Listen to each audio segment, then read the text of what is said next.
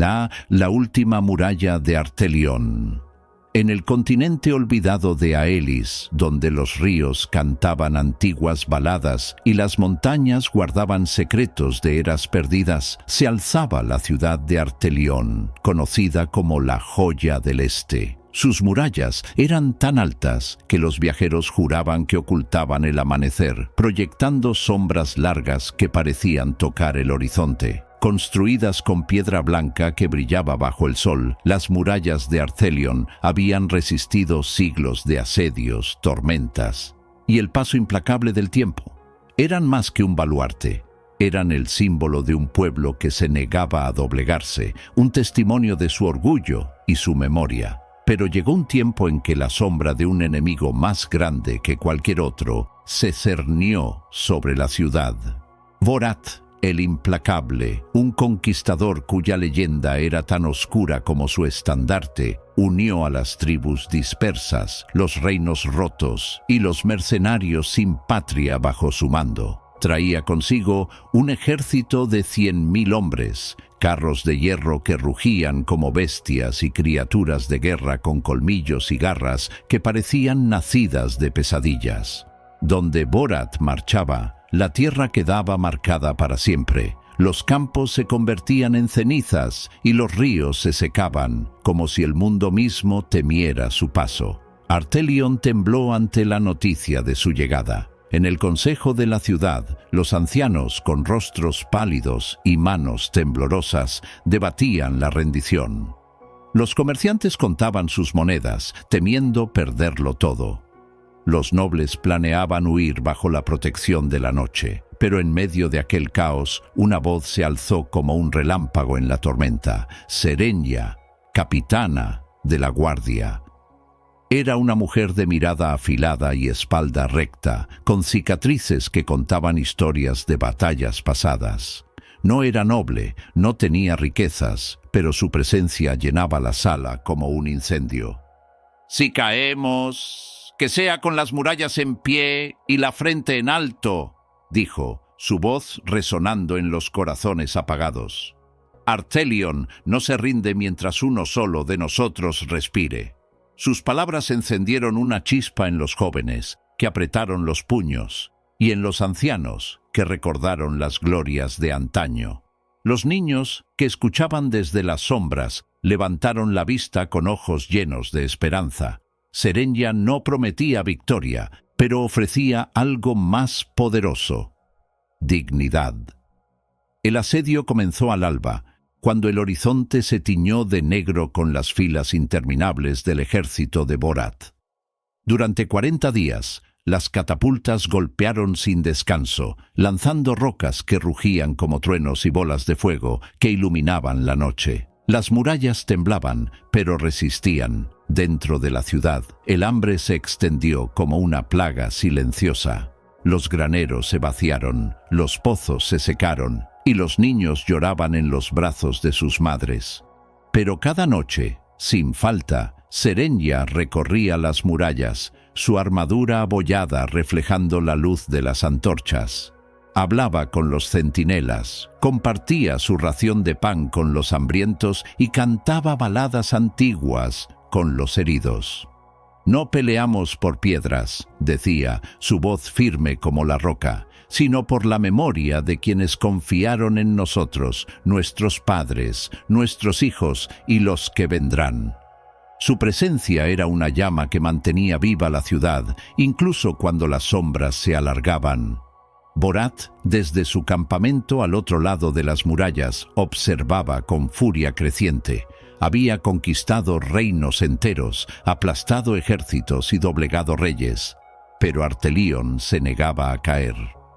En el 40º día desató su arma más terrible, un fuego alquímico que quemaba la piedra como si fuera madera. La muralla sur se desplomó en una explosión de polvo y llamas, y el ejército de Borat irrumpió como una marea de acero y sangre. La ciudad estaba al borde del colapso. Los defensores, exhaustos y superados en número, retrocedieron hacia la plaza central. el corazón de Artelion, donde se alzaba una estatua de la fundadora de la ciudad, con los brazos abiertos como si abrazara a su pueblo.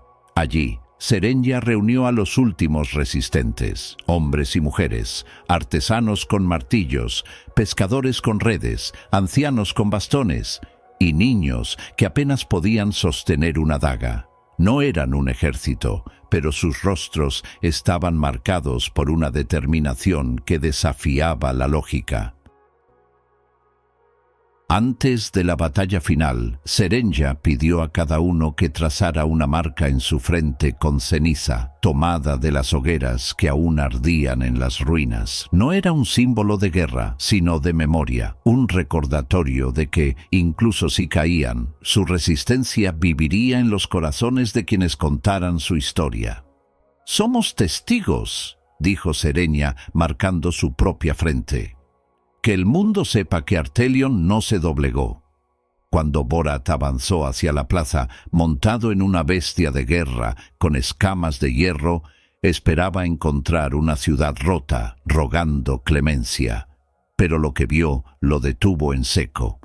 En la plaza, bajo la luz del amanecer que finalmente atravesaba las murallas rotas, cientos de rostros lo miraban, cada uno con una marca de ceniza en la frente. No eran soldados, eran algo más. Eran la memoria viva de Artelion, un pueblo que se negaba a ser borrado. Serenya, con la espada en alto y la armadura destrozada, dio un paso adelante y gritó: «Podrás llevarte nuestros muros, Borat, pero no podrás conquistar lo que se graba en la memoria. Artelion vivirá mientras uno de nosotros respire». En ese instante, un viento terrible barrió la plaza, como si el espíritu mismo de la ciudad se alzara. Nadie supo si fue un milagro, un capricho del destino o la voluntad de los dioses antiguos. Pero las antorchas del ejército de Borat se apagaron, sus llamas extinguidas, como si el aire las hubiera tragado.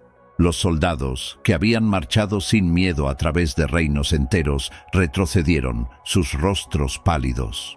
En los ojos de los defensores, marcados con ceniza, vieron algo más poderoso que las armas, una voluntad que no podía ser quebrada. Borat, ciego de furia, ordenó quemar la ciudad hasta los cimientos, pero sus hombres, tocados por algo que no podían explicar, se negaron. Algunos dejaron caer sus espadas, otros murmuraron oraciones a dioses que habían olvidado. El conquistador, solo en su ira, montó su bestia y abandonó el campo, dejando tras de sí un ejército deshecho por la duda. Artelion sobrevivió, aunque sus murallas eran ahora ruinas y sus calles estaban cubiertas de escombros. Serenya no buscó gloria ni corona, ayudó a reconstruir la ciudad, piedra por piedra, hogar por hogar. Los graneros volvieron a llenarse, los niños volvieron a reír, y las murallas, aunque más bajas, se alzaron de nuevo, esta vez con grabados que contaban la historia de la última resistencia. El nombre de Serenya se convirtió en un juramento. Cuando alguien enfrentaba lo imposible, ya fuera una sequía, una enfermedad o un enemigo, murmuraba: «Por Serenya, por la última muralla», y encontraba fuerza para seguir adelante. Los trovadores cantaron su historia y los viajeros la llevaron más allá de Aelis, hasta los confines del mundo. Decían que en las mañanas claras, cuando el sol tocaba las murallas de Artelion, se podía ver una luz que no venía del cielo, sino del espíritu de un pueblo que se negó a rendirse. Y la enseñanza quedó grabada en la memoria de todos. Las murallas de piedra pueden caer, pero las murallas del espíritu, cuando se levantan unidas, son inquebrantables. El juramento de las espadas rotas. En la edad en que los reinos aún se forjaban a sangre y fuego, cuando las fronteras se dibujaban con el filo de las espadas y los nombres de los héroes se escribían en los huesos de los caídos, hubo una guerra que los cronistas llamaron la Noche de Hierro. En aquel tiempo, 5 naciones poderosas con ejércitos que cubrían los horizontes como tormentas de acero, unieron sus fuerzas bajo estandartes de seda carmesí para aplastar a un pequeño pueblo escondido en un valle entre colinas verdes, Tandor. Este no era un reino de castillos imponentes ni de reyes coronados. Sus habitantes eran campesinos que araban la tierra con manos callosas, mujeres que tejían bajo la luz de la luna, y ancianos que contaban historias de tiempos mejores junto a fogatas humildes. Sus armas eran pocas, oxidadas por el tiempo, y sus murallas, hechas de piedra y madera, parecían frágiles ante la ambición de los reinos vecinos.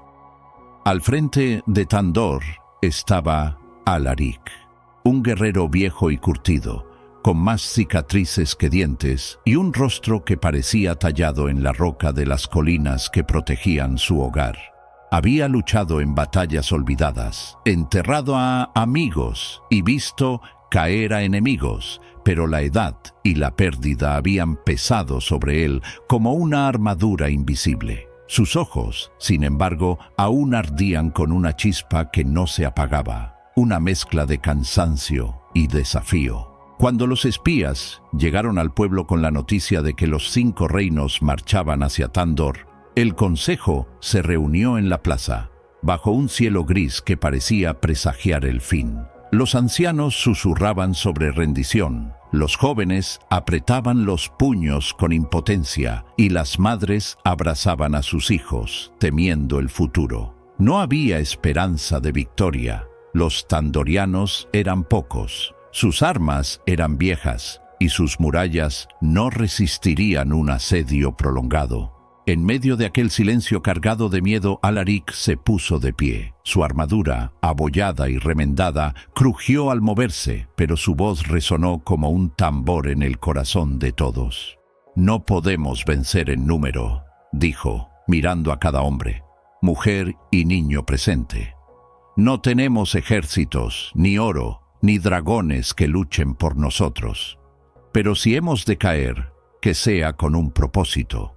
Que nuestro final sea un juramento que resuene en la eternidad, que hagas temblar el cielo mismo». Los condujo al templo de la colina, un lugar sagrado pero humilde, construido con piedras desgastadas por el viento y el tiempo. Las antorchas proyectaban sombras que parecían danzar con los espíritus de los antepasados, y el aire estaba cargado de una quietud que parecía esperar algo grande. Allí, frente a un altar sencillo adornado con flores silvestres, Alaric desenvainó su espada, una hoja mellada por años de combate, marcada por las heridas de batallas pasadas. La levantó ante los ojos de su pueblo y con un movimiento deliberado la arrojó al suelo. El metal resonó contra la piedra, un sonido que cortó el silencio como un relámpago. «No venceremos por la fuerza», declaró, su voz grave pero firme. «Pero si hemos de morir, que cada golpe nuestro sea un juramento grabado en el tiempo. Que nuestras espadas rotas cuenten nuestra historia, para que los que vengan después sepan que Tandor no se rindió, que luchamos hasta el último aliento». Uno por uno, los tandorianos dieron un paso adelante. Hombres con espadas oxidadas, mujeres con hoces de cosecha, ancianos con bastones torcidos e incluso niños con dagas improvisadas arrojaron sus armas al suelo, formando un montón de metal y madera que brillaba bajo la luz de las antorchas. No juraron por la victoria ni por la gloria, sino por la memoria. Juraron que aunque sus cuerpos cayeran, su espíritu viviría en cada fragmento de acero roto, en cada piedra lanzada, en cada grito que desafiara al cielo. El templo vibró con sus voces y las colinas parecieron inclinarse, como si la tierra misma se preparara para ser testigo de lo que estaba por venir. El enemigo llegó al amanecer, una marea de estandartes rojos que cubría el horizonte como una herida abierta. Los ejércitos de los 5 reinos marchaban con cuernos de guerra que resonaban como el fin del mundo, sus armaduras reluciendo bajo un sol pálido. Carros de hierro traqueteaban, tirados por bestias con ojos de fuego y colmillos como dagas, mientras arqueros y lanceros avanzaban en filas perfectas, sus pasos sacudiendo la tierra. Tandor, con sus murallas bajas y sus defensores harapientos, parecía un cordero ante un lobo hambriento. La batalla comenzó con un rugido que hizo temblar el valle. Las flechas llovían como una tormenta, oscureciendo el cielo antes de clavarse en la madera y la carne. Las catapultas lanzaban rocas que golpeaban las murallas, haciendo caer pedazos de piedra que se mezclaban con el polvo y la sangre. Los tandorianos resistían en las almenas, sus armas herrumbrosas chocando contra escudos relucientes. Las espadas se rompían una tras otra, los arcos se astillaban, las lanzas se partían, pero los defensores no retrocedían. Con fragmentos de metal, con astillas de madera, con piedras arrancadas del suelo, seguían luchando. Las mujeres, tejedoras, empuñaban dagas con la misma ferocidad que los soldados. Los ancianos blandían bastones con la fuerza de la desesperación, y los niños, con manos temblorosas, arrojaban guijarros que volaban como si llevaran el peso de sus sueños. La sangre corría como un río, tiñendo la tierra de rojo y convirtiendo el valle en un lienzo de sacrificio. Los tandorianos caían, uno tras otro, pero cada cuerpo en el suelo era un juramento cumplido, una promesa de que su resistencia no sería olvidada. En las murallas, los gritos de los defensores se mezclaban con el clangor del acero y el rugido de las bestias de guerra, creando una sinfonía de desafío que resonaba hasta las colinas.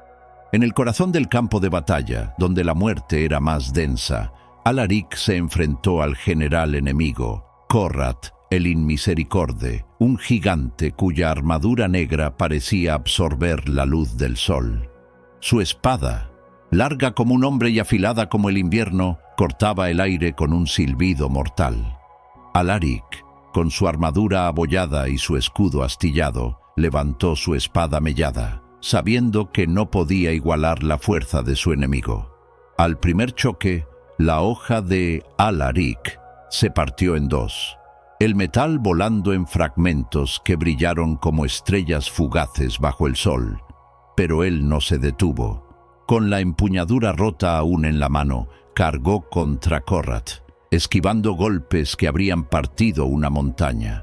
Sus movimientos eran torpes pero precisos, guiados por una voluntad que no conocía el miedo. Con un grito que parecía arrancado de su alma, clavó el fragmento de su espada en el cuello del coloso, donde la armadura dejaba un hueco vulnerable. Corrat, el Inmisericorde, cayó con un rugido que sacudió la tierra, su sangre mezclándose con la de los caídos. Por un instante, el ejército invasor titubeó. Los soldados, acostumbrados a victorias fáciles, miraron a su alrededor y vieron a los tandorianos. Campesinos con hoces rotas, mujeres con dagas melladas, ancianos con palos astillados, todos con los ojos encendidos por una furia que no podían comprender. No era un ejército, pero era algo más temible, un pueblo que había jurado no rendirse, que luchaba con las manos desnudas y el corazón abierto. Aunque la batalla continuó hasta el anochecer y las murallas de Tandor fueron reducidas a escombros, el espíritu de los defensores no se quebró. Cuando el último tandoriano cayó, el valle estaba silencioso, pero no era el silencio de la derrota, sino el de un juramento cumplido. Tandor fue arrasada, sus campos quemados, sus casas convertidas en cenizas, pero la victoria de los 5 reinos quedó manchada. Los soldados regresaron a sus tierras con las cabezas gachas, sus estandartes rojos ahora pesados como cadenas. Nadie celebró. Los generales, que esperaban banquetes y coronas, encontraron solo miradas de reproche en sus propios hombres.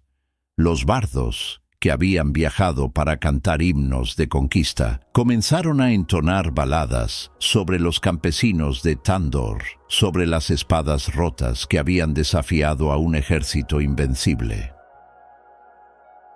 Con los años, la historia de Tandor se extendió como el viento, cruzando montañas y ríos, llegando a los mercados, las tabernas y las fogatas de tierras lejanas. En los reinos que una vez fueron enemigos, nació una tradición. Cuando un soldado caía en batalla con su arma rota, pero seguía peleando, sus compañeros gritaban: «¡Lucha como un tandoriano!». El grito se convirtió en un símbolo de resistencia, de coraje ante lo imposible. Los reyes, avergonzados por su victoria vacía, evitaban mencionar la Noche de Hierro, pero los campesinos y los poetas la recordaban. En los mercados contaban cómo Alaric, el guerrero cansado, había liderado a su pueblo no hacia la gloria, sino hacia la eternidad.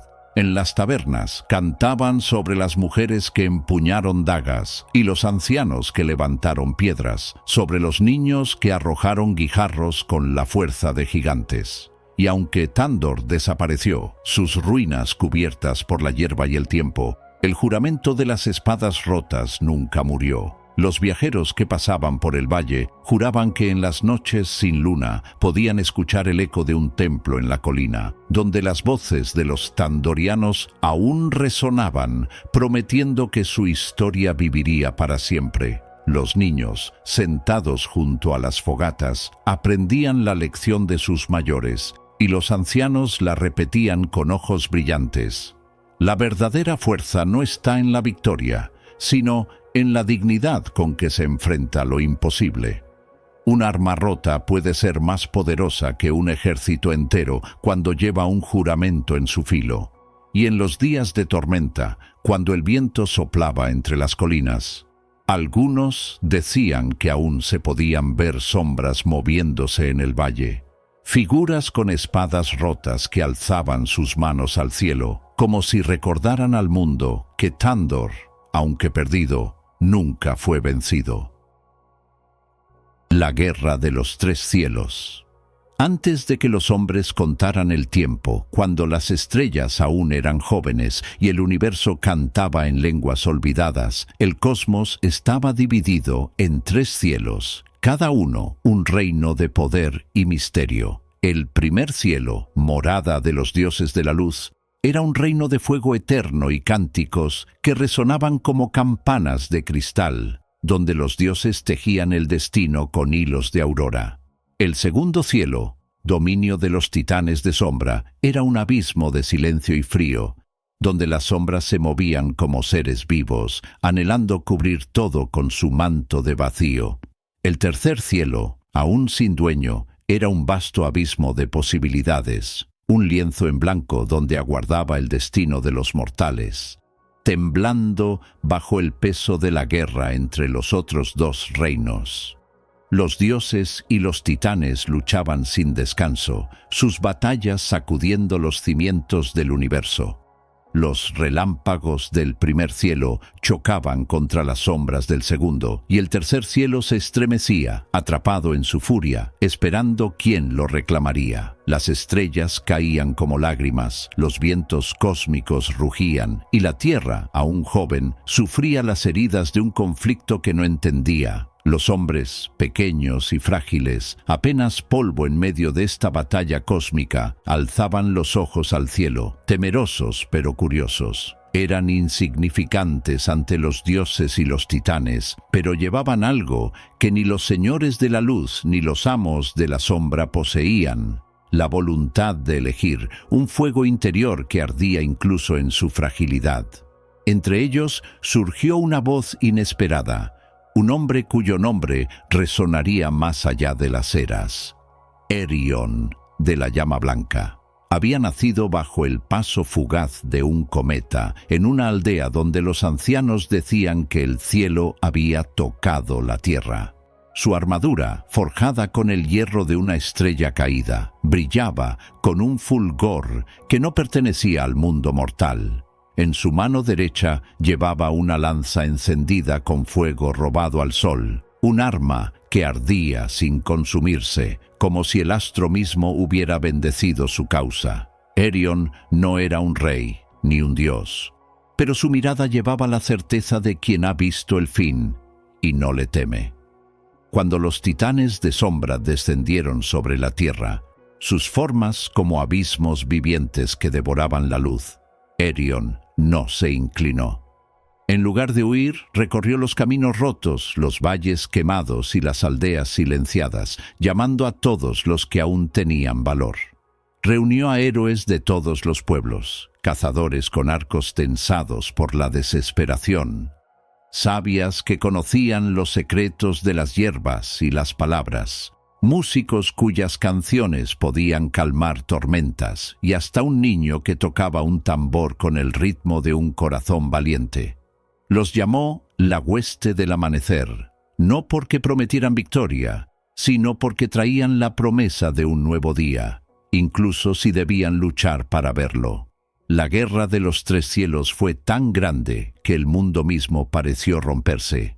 Los ríos cambiaron de cauce, arrastrando aldeas enteras en su furia. Las montañas se quebraron, sus picos cayendo como gigantes derrotados. Los titanes avanzaban, sus sombras devorando ejércitos enteros, sus susurros apagando el coraje de los hombres. Los dioses del primer cielo, aunque brillaban con furia y lanzaban rayos que partían el cielo, estaban heridos, sus cánticos debilitados por la lucha interminable.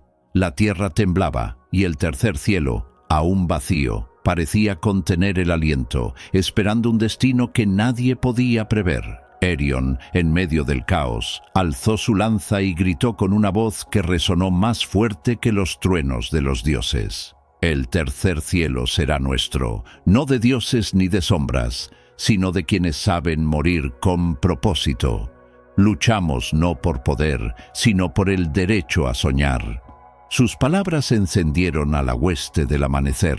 Los cazadores disparaban flechas que parecían guiadas por el viento. Las sabias entonaban palabras antiguas que hacían retroceder a las sombras. Los músicos tocaban melodías que fortalecían los corazones, y el niño, con su tambor, marcaba un ritmo que mantenía a los guerreros en pie. Pero la batalla era implacable. Los titanes, con sus cuerpos de sombra líquida, se alzaban como olas que engullían a los héroes uno por uno. Los dioses, desde el primer cielo, enviaban relámpagos que quemaban tanto a amigos como a enemigos, incapaces de distinguir en su furia.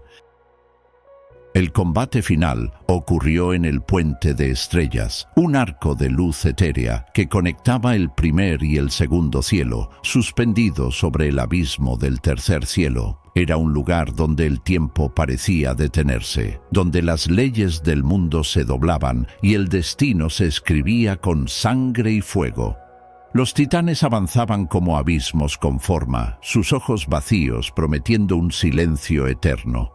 Los dioses, heridos y debilitados, cantaban con voces rotas, sus luces parpadeando como velas al borde de apagarse. Herion se lanzó al frente, su lanza encendida cortando el aire con un resplandor que desafiaba la oscuridad. Cada golpe que asestaba abría grietas de luz en la piel de sombra de los titanes, como si el amanecer mismo se derramara de su arma. Sus compañeros luchaban a su lado, pero caían uno a uno. Los cazadores, alcanzados por garras de sombra. Las sabias, silenciadas por el frío del segundo cielo.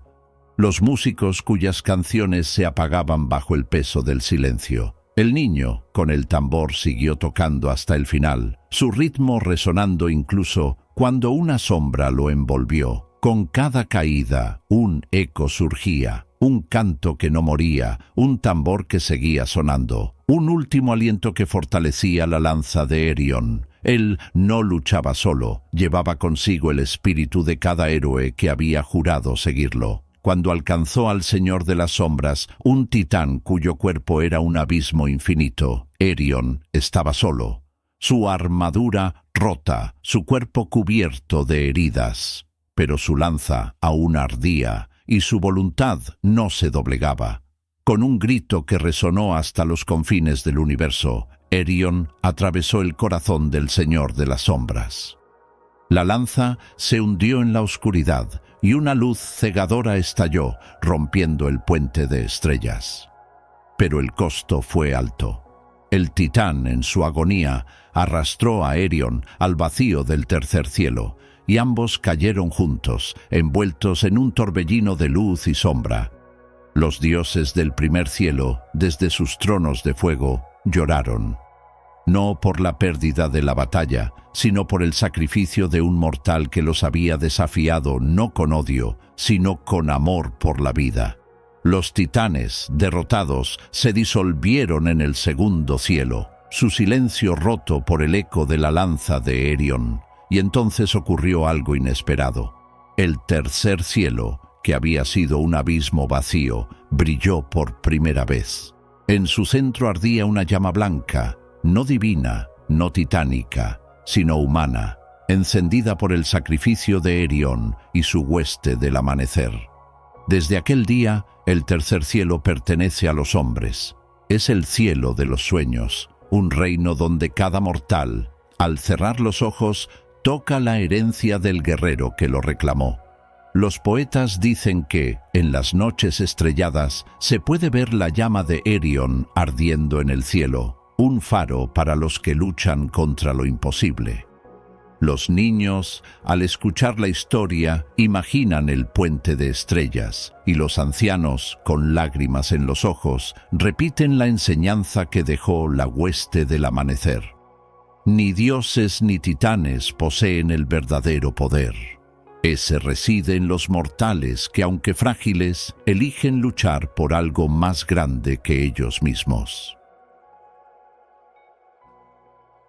El árbol que soñaba mundos antes de que existiera el sol, cuando el universo era un vasto océano oscuro, donde dormían las posibilidades como semillas en el fondo del mar, surgió un árbol inmenso de las profundidades. Sus raíces se extendían al infinito, hundiéndose en el vacío para anclarse en lo que aún no era, y sus ramas rozaban los confines de la nada, tejiendo con sus hojas los hilos del mañana.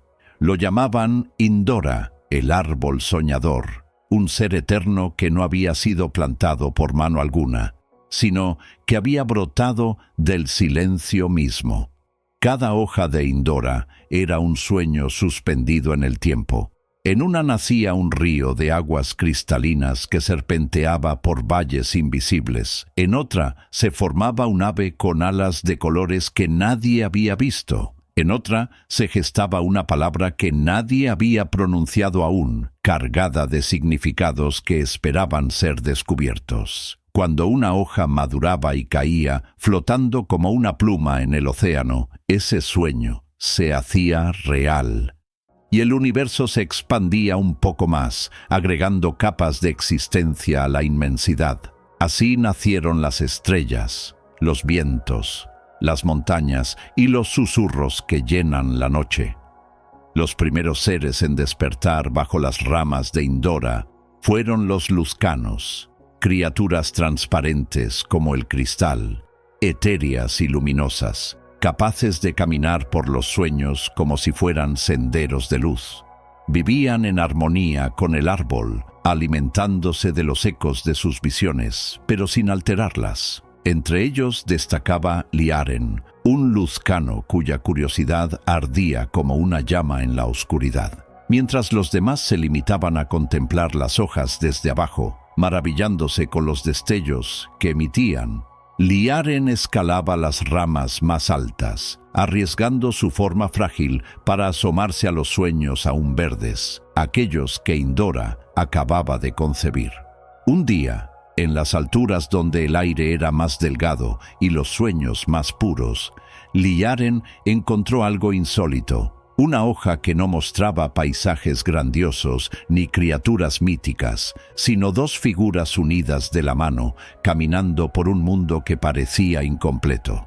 No eran dioses con auras de luz, ni luzcanos, etéreos, sino seres de carne y hueso, humanos, con ojos que reflejaban dudas y esperanzas. Sus formas eran frágiles, sus pasos titubeantes, pero en su unión había una calidez que Liaren nunca había sentido en los sueños del árbol. Descendió emocionado, su cuerpo transparente vibrando con una luz nueva, y contó lo que había visto a los demás luzcanos, reunidos bajo las raíces de Indora. Describió las figuras con detalle, sus manos entrelazadas, sus miradas que parecían buscar algo más allá de lo visible. Pero los demás se rieron, sus risas como ecos de cristal quebrándose. ¿Por qué un árbol que sueña montañas eternas y mares infinitos perdería tiempo en seres tan frágiles que se romperían con el primer viento? Dijeron, y volvieron a su contemplación indiferentes. Pero Liaren no dejó de pensar en ellos. Noche tras noche escalaba de nuevo, observando cómo la hoja maduraba, cómo las figuras en su interior cobraban más vida, sus ojos brillando con un fulgor que no provenía de Indora, sino de algo interno, un fuego propio. Pasaron eones, tiempos que no se miden en días, sino en el latir del universo. Y al fin la hoja se desprendió, cayendo con gracia al océano oscuro. De ella surgieron los primeros hombres y mujeres, titubeantes como niños recién nacidos, débiles ante la inmensidad, pero con ojos que brillaban como espejos, reflejando no solo lo que veían, sino lo que imaginaban. Indora, el árbol soñador, les habló en un susurro de viento que mecía sus ramas. No sois poderosos como los dioses ni etéreos como los luzcanos, pero sois portadores de algo único, la capacidad de soñar dentro del sueño. Vuestro mundo será lo que imaginéis. Los humanos, confundidos al principio, comenzaron a explorar el océano que ahora se iluminaba con destellos de sus propios pensamientos. Imaginaron fuego antes de tocarlo y pronto las llamas danzaron en sus manos. Soñaron casas antes de construirlas y las estructuras surgieron de la nada, talladas en la materia de sus visiones. Cantaron canciones antes de oírlas. Y las melodías llenaron el aire, tejiendo armonías que Indora nunca había concebido. El árbol se estremeció por primera vez, sus raíces vibrando en el infinito, porque ya no era el único soñador. Los humanos habían despertado un ciclo nuevo. Liaren observaba fascinado desde las ramas, su forma transparente capturando los colores de los sueños humanos. Se acercó a una joven llamada Alia, que se sentaba junto a un río recién nacido y cantaba melodías nunca antes escuchadas, notas que parecían nacer del vacío. ¿De dónde sacas esas notas?, preguntó Liaren, su voz como un eco suave en el viento. Alia levantó la vista, sus ojos reflejando la curiosidad del luzcano. «No lo sé», respondió con una sonrisa. «Tal vez de un lugar que aún no existe, de un sueño que espera ser soñado». En ese momento, Liaren comprendió la verdad. Los humanos no solo recibían los sueños del árbol como regalos pasivos, también creaban hojas nuevas en sus ramas. Cada idea que surgía en sus mentes, cada deseo que ardía en sus corazones, cada amor que florecía entre ellos brotaba como una hoja fresca en Indora, expandiendo el universo de maneras impredecibles. Una canción de Alia hizo nacer una hoja con estrellas danzantes. Un dibujo de un niño creó una hoja con mundos flotantes. Un acto de bondad entre extraños generó una hoja con puentes de luz. Los luzcanos quedaron asombrados ante este descubrimiento. Algunos, temerosos, murmuraron que los humanos destruirían el equilibrio del árbol, que sus sueños caóticos harían caer hojas antes de tiempo, rompiendo la armonía del océano. Otros, como Liaren, los defendieron con pasión. El árbol soñó el universo con orden y belleza, pero los hombres sueñan la eternidad, agregando capas de posibilidad que Indora nunca imaginó. ¿No es eso el verdadero propósito de los sueños? Y así se selló un pacto silencioso entre el árbol, los luzcanos y los humanos. Los hombres y mujeres caminarían libres por el mundo que se expandía, creando mundos en cada paso, en cada pensamiento, en cada latido. Indora seguiría sosteniendo sus raíces en el infinito, anclando sus creaciones para que no se perdieran en el vacío, y los luzcanos vigilarían desde las ramas, guiando sutilmente cuando los sueños se volvieran tormentas. Se dice que, incluso ahora, cuando un ser humano imagina algo hermoso, un poema que toca el alma, un amor que desafía el tiempo, una justicia que une a los pueblos, en las ramas ocultas de Indora brota una nueva hoja, verde y vibrante, y que cuando alguien muere, esa hoja cae con gracia, convirtiéndose en una estrella que ilumina el cielo, un recordatorio eterno de un sueño cumplido. Por eso el cielo está lleno de luces. No son fuegos divinos ni ecos de dioses antiguos, sino los sueños humanos que el árbol sigue guardando, tejiendo el tapiz del universo hoja por hoja. La enseñanza perdura en el susurro de las ramas. El universo no fue creado de una sola vez, sino que sigue tejiéndose cada día con los sueños de quienes se atreven a imaginarlo, expandiéndose en la fragilidad y la belleza de la voluntad humana. Y en los días en que el cielo brilla con un resplandor extraño, los hombres alzan la vista, recordando que una vez un guerrero con una lanza de fuego y un corazón mortal conquistó un cielo para todos.